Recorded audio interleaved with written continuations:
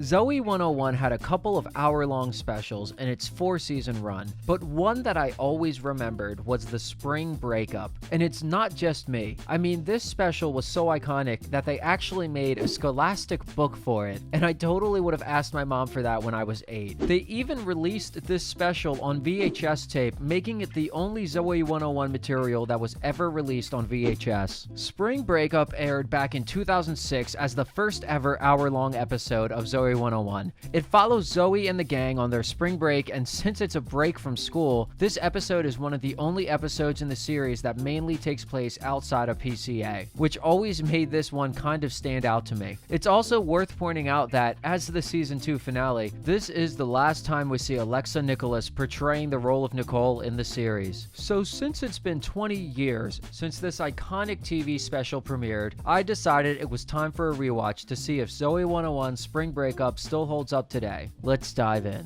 The special starts off with a normal intro, nothing to see here, and Zoey is sitting under a tree writing an email to her grandma and grandpa when she tells them that she's going to spend spring break at her friend Logan's house. She describes Logan as her friend, you know, the one that's kind of hot but also a jerk. And that's a bit of a weird description to use in an email to your grandparents, but okay, pop off Zoey. She tells Grandma and Gramps that Logan's dad is a big TV and movie producer, so the house in Santa Barbara is probably nice AF.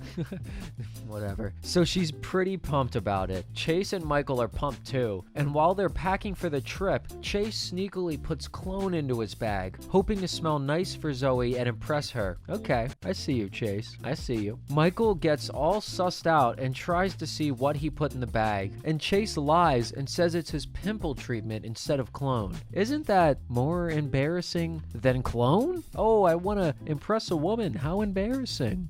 Michael also tells Chase that the spring break trip will be the perfect opportunity for him to tell Zoey he loves her. Chase says he doesn't want to because he doesn't want people knowing, but Michael tells him that everyone already knows anyway. He says it's so obvious that even aliens on Mars know that Chase loves Zoey. Just then, Logan walks into the room and Chase abruptly changes the subject to avoid talking about this in front of Logan. So wait a second, everybody knows, including intergalactic species, but they still have to hide it from Logan? What's the truth here? When Logan leaves the room, Chase says the reason he doesn't want to tell Zoey he loves her is because he doesn't want to risk their friendship. Michael tells him that life is all about taking risks, and that's all. That's it. Conversation is over. Cut to the whole PCA gang with their bags packed and ready for the trip. Logan announces to the group that when they get to his dad's house, there's gonna be a surprise. I could go either way with Logan, I don't know. A limo rolls up and picks up the kids, and they all squeal with excitement, all very impressed by Logan throwing his wealth around. And damn, that limo is flying around these turns, and it looks kinda dangerous, I gotta be honest. We make it to Santa Barbara, and Logan shows the others his big fancy house. He says this was their summer home, and not even their main house when he was growing up. And then a butler shows up and tells them all to get ready for dinner, where the big surprise is finally gonna be revealed. This could be a horror movie, it could be a comedy, this could go in many directions. What is the surprise? Logan's dad, Malcolm Reese, comes out, and I wonder if that's a nod to Malcolm in the Middle. I don't know, I love that show.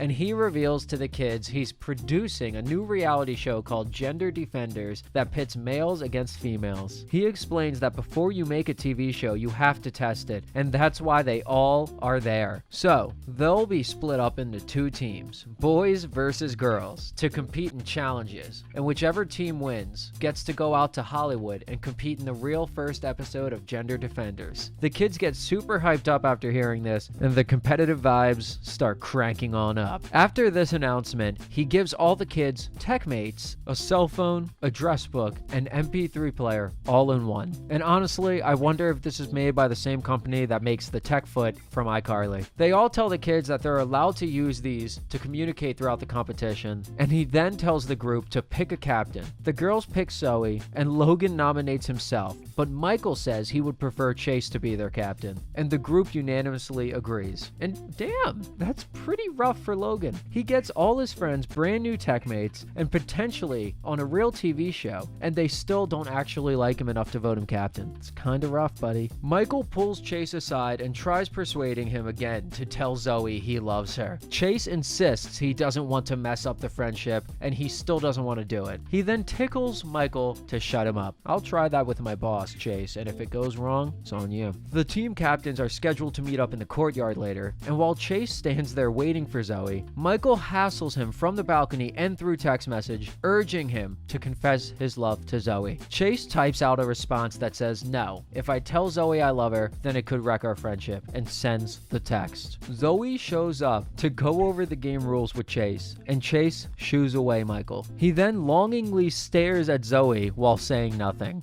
Okay, that's a good way to win her over. I see you, Chase. Cut to Quinn, who's creating her own concoction for a natural energy drink called Fraz that she claims is more powerful than any other drink in the market, and she's actually working on making it weaker. The girls decide to go off to the hot tub as Dustin walks by, and they invite him to come, but he says he's too tired and just wants to grab some juice and go to bed. The girls don't give a shit and head off while Dustin grabs the Fraz energy drink off the counter and chugs it. Dustin, were you not at all concerned by the 6 different beakers filled with multicolored chemicals next to the Fraz bottle? That could have been Drano, it could have been bleach, it could have been anything. Windex. You can't just drink random bottles you find, it's crazy. The Fraz starts to take effect of Dustin, who absolutely freaks out and goes manic on the stair climber. In the morning, Michael asks Chase how it went with Zoey last night, and excitedly asks, "Did you finally tell her you love her?" Chase says, "No man, of course not. I told you I wasn't going to do it. Did you not see my text?" Michael says, "What text? You never texted me back." Chase says, "Yeah, I did," and then pulls out the tech mate to reveal that he actually sent the text to Zoey instead. And I actually went back myself and double checked, and he most definitely sent that text to Michael. You can literally see it clear as day. So maybe these tech mates need to be recalled if they're just sending random texts to random recipients. That's not okay. Chase absolutely panics. He starts freaking out and fussing, and Michael tries to calm him down by holding a pillow over his goddamn face in what I can only describe as a possible suffocation attempt. He didn't want to hear it anymore. He wanted Chase to be silenced permanently. Michael then gets him to calm down slightly by pointing out the message is still unread, meaning Zoey hasn't seen it yet. Damn, they had read receipts back then?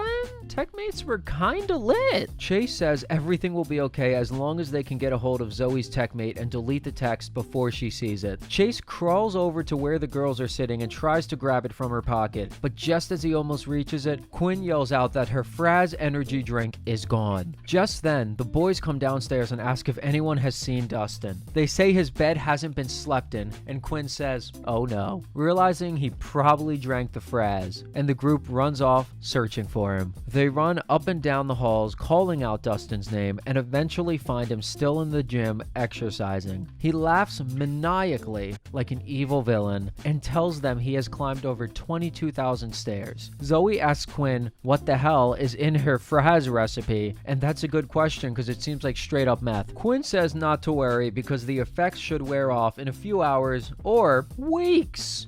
I feel like Quinn is going to run into some issues with the ethics board one day if she continues down this path of science. I don't know, we'll have to see. Logan tells them all to hurry up because the first challenge is about to start and Dustin jumps into action. This has to be considered some kind of performance enhancing drug with Dustin in this state. It's not fair. As 3 random judges are introduced, Michael points out that Zoey is wearing her techmate. Chase says when she's not looking they'll sneak it off her and delete the message, then sneakily put it back. The hosts start explaining the rules of the game, and while they're busy yapping, Chase actually successfully swipes Zoey's techmate off of her undetected. Okay, Chase, I see you with the light fingers. PCA candy store better watch out. I think he's done this before. He finds the message and deletes it all without being noticed, and I'm surprised this is all going according to plan so far. The threat of Zoey finding the message is officially over. They solved it really fast. The boys and the girls team start running around and solving solving riddles in like a scavenger hunt type thing, and for some reason the girls team screams at the top of their lungs every time they figure out a new riddle. It gets pretty irritating, I'm not gonna lie. Also, it's kind of weird how Chase and Zoey as team captains just stand there and wait for the rest of the team to do stuff. They're like not even competing in this challenge, they're just standing around. And the last riddle is about a seat that goes back and forth, and both teams figure out it's a swing set at the same time, with the girls shrieking and screaming, of course. They all arrive in the final scavenger hunt location, and the boys pass off the secret code to Dustin. Still hyped up on Fraz, he runs it back to Chase. The girls realize they can't outrun the boys and decide to text Zoey their combination instead. And they're pretty proud of themselves for outsmarting the boys on that one, because Logan's dad did say that you're allowed to use the techmates during the competition. But of course, Zoey's techmate is with Chase, so she doesn't get the text message, and the boys end up winning the challenge. Zoey didn't check that text message from Chase for over like 12 hours. Are we sure she would have even checked that notification anyway? I'm just saying. The girls are pissed when they call Zoey's phone and it rings from Chase's pocket. Why does it ring, but it didn't make a sound when the girls texted the code just a moment ago? Chase would have been exposed. They all accuse him of cheating, and Logan defends him saying it's a smart strategy play. Zoey is disgusted and tells Chase she can't believe he wants to win this way. Chase promises he didn't take her techmate to cheat, and Zoey says, okay, then why did you take it? And not wanting to tell the truth, Chase doesn't know how to answer. The girls and Zoey walk off extremely upset. Chase tries to follow Zoey, and she tells him that without a good explanation for why he took the techmate, she doesn't know what to think. He says he just can't tell her why, but insists he is an honest person and not a cheater. Zoey replies, honest people don't hide things. Sassy. I like it, Zoey. She walks off and Chase asks, does this mean we aren't friends anymore? She looks back at him, says nothing, and keeps walking. I don't know what that means. I actually don't know. Cut back to the competition field thingy. They announce the next challenge is a creative challenge called Nerd Makeover, and then bring out some adult virgins for the kids to try to fix up and make cooler. They start off by showering these men, literally hosing them down in the streets like they're disgusting, filthy animals. Then the kids start aggressively trimming nose hairs and plucking eyebrows out of the men. And they're also using hair dryers, and I want to know, where are they plugged into? Because I don't see where they could be plugged into. Time's up, and both teams present their transformed nerds to the judges. The girls team is announced as the winner, and I actually thought the boys gave their dude a little bit of a better outfit, but I guess Logan's dad had to keep it suspenseful and give the girls a dub to tie it up. Cut to Logan's dad up at the podium where he announces the results of the competition, that it's a tie. Everyone says, what? And the reactions are shocked, despite full well knowing that there have only been 2 challenges and one have been won by the boys and one have been won by the girls. How would it be anything but a tie? Why are they surprised? They announce the tie will be broken by a physical challenge between the 2 team captains, and explain Zoey and Chase have to stand on a podium and try to knock each other off into the water while the others spray them with super soakers. And I guess this isn't the first take because they're both already soaking wet and nothing has even started yet. I don't know, maybe they fell trying to get to the podium. The challenge starts and Chase gets the first point, knocking Zoey into the water. He asks her if she's okay as she climbs back up, and she snaps back, I'm fine, which anyone with a girlfriend knows that means she is getting pissed and Chase better watch out. Also, I gotta say, this scene reminds me of Spy Kids 3D Game Over during the scene where Junie was in the same position.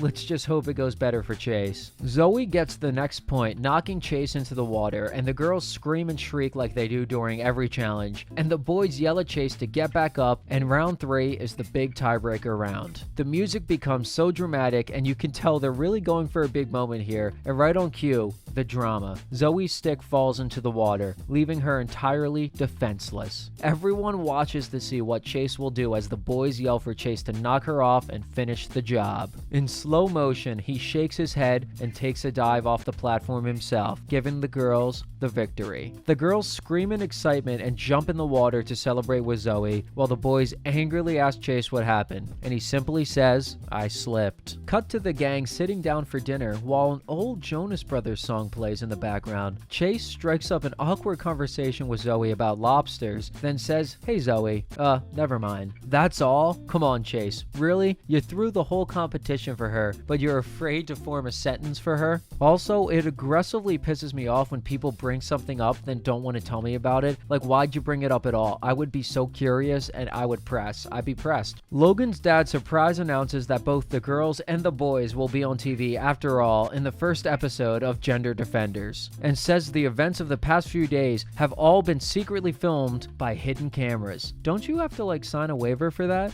Everyone celebrates except Zoey, who seemed really pissed off, and Chase, who just keeps staring at Zoey. The other kids are all excited to watch the premiere episode, but Chase is nowhere to be found, and Zoey is acting all down in the dumps. When Zoey decides to ditch the premiere and go try to find Chase. Right as she leaves, Dustin's Fraz drink finally wears off and his meth bender comes to an end as he crashes onto the couch. Zoey finds Chase by the fountain and sits down to talk to him and clear the air. He tells her that the real reason he took her tech mate is because he sent her a text that was meant for Michael and he wanted to delete it before she could see it. Nice to see some honesty from Chase instead of just stunned silence. At least he's saying something. Zoey says okay, she believes him, but wants to know what was in the text that was so important she couldn't see it. Chase is about to finally tell her the truth and confess his feelings when the others run over out of nowhere and say, "You guys can't miss the premiere," and they drag them back to the TV. As the episode premieres, every single character gets a little highlight in the intro except for Nicole, which I can only interpret as shade from Nickelodeon since the actress playing Nicole left on bad terms. And honestly, that's an insane detail. Just throw her in there. Are you really that butthurt? While the episode plays, Chase takes a deep breath and pulls out his tech mate. He texts Zoey, the message said, "I love you," and presses send. Then he nervously watches her to see her reaction, but nothing happens. He looks more closely at her belt and sees that her techmate case is empty. Cut back to the fountain where Zoey's techmate buzzes and vibrates its way into the water. The phone slowly breaks, and Chase's love confession text will never be read, and fade to black. Hang on. No. When Zoey and Chase get up from sitting, you can clearly see that Zoey's techmate is not on the fountain. It's not there. But honestly, what a somber note to end the special on. So with that ending, you can easily see the main point I first wanted to make about the spring breakup special, and it's that this is honestly more of a drama than a sitcom. Sure, there's some comedy in there, and there's some laughs. There's some nerds being hosed down and shampooed in the streets, but that all feels very much second place to the overarching Zoey and Chase plot, and that is almost more like a soap opera. I can see how some people may criticize Zoey 101 for dragging out the plotline for too long. The whole, will Chase finally tell Zoey he loves her thing? And if you're not into that, well, this special is a pretty bad offender of it, because that's basically the entire plot. But if you can get past that aspect of it, then Chase feeling insecure about his crush and not wanting to announce his feelings is a very relatable plotline for most people, especially at that age. And watching how it plays out is honestly pretty entertaining. I found myself really feeling Chase's struggle, especially later on in the episode. It didn't move me to tears or anything like that, but I was still pretty into it emotionally. One thing I also liked about the special is the location change from PCA. It's cool to see the kids doing all these competitions and wacky stuff in a big mansion. I really remember the boys versus girls aspect of it, and the scene with Chase and Zoey fighting to knock each other off the platform has stuck in my mind all these years later.